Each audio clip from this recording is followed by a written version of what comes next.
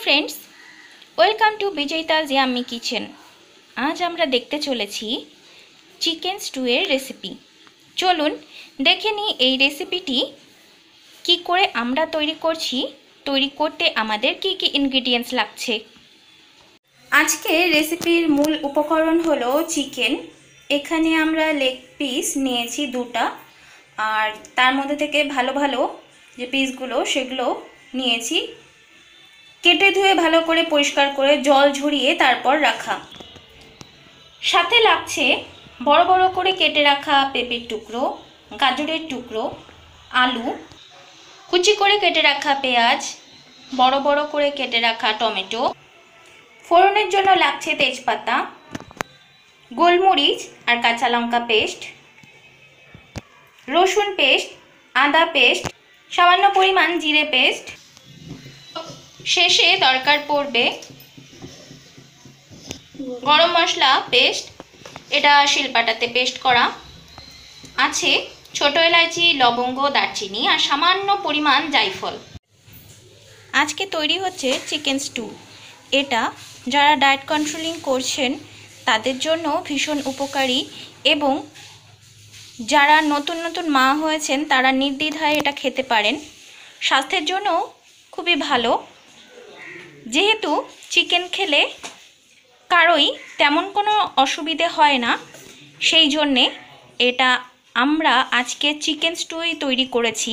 শুরু করব, তাই গ্যাসে কড়াই বসিয়ে আমরা দিয়ে দিলাম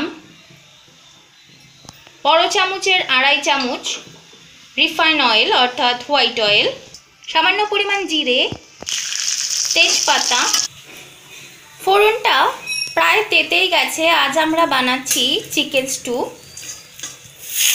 তেল গরম হয়ে যাওয়ার পর আমরা কুচি করে রাখা পেঁয়াজগুলো দিয়ে দিলাম, রসুন পেস্ট, আদা পেস্ট, জিরের পেস্ট, গোলমরিচ আর কাঁচা লঙ্কার পেস্ট, সামান্য পরিমাণ জল, হলুদ গুঁড়ো, দিয়ে দিলাম পরিষ্কার করে রাখা চিকেনগুলো,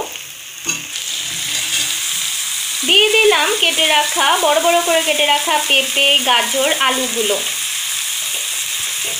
এতে এক্সট্রা করে আমরা আর জল দেব না, কারণ চিকেন থেকে যে জল বেরোবে সেটা থেকেই এগুলো সেদ্ধ হয়ে যাবে। স্বাদ অনুযায়ী নুন, চিকেন থেকে জল ছাড়ছে সেই জন্যে আরেকটু ভালো করে সেদ্ধ হবে, তাই জন্যে আমরা ঢাকা দিয়ে রাখলাম কিছুক্ষণের জন্যে। কিছুক্ষণ পর ফিরে আসি। চিকেন স্টু যে কেউ খেতে পারেন। এটাতে তেল, ঝাল, মশলা খুব সামান্য পরিমাণে দেওয়া হয়। এটা খালিও খাওয়া যায় অথবা ভাতের সাথেও আপনারা ট্রাই করতে পারেন। বাচ্চারাও এটা নির্দ্বিধায় খেতে পারে।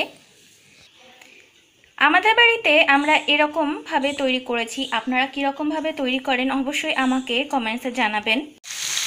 আমরা ফিরে এসেছি কিছুক্ষণ পর, ঢাকাও খুলে নিলাম। দেখুন এটা খুব ভালো করে কষানো হয়ে গেছে, এর থেকে তেলও ছেড়ে এসেছে আর সবজিগুলো প্রায় সেদ্ধ হওয়ারই মধ্যে।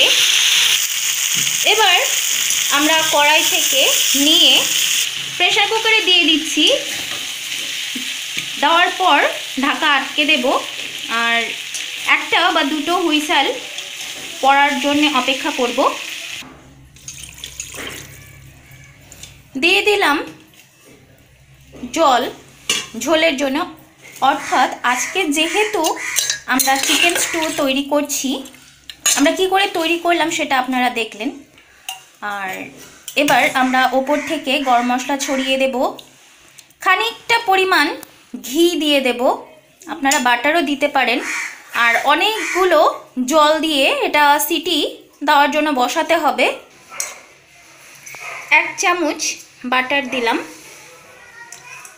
আপনারা ঘি অথবা বাটার দিতে পারেন, সেটা আপনাদের ইচ্ছের ওপর ডিপেন্ড করছে।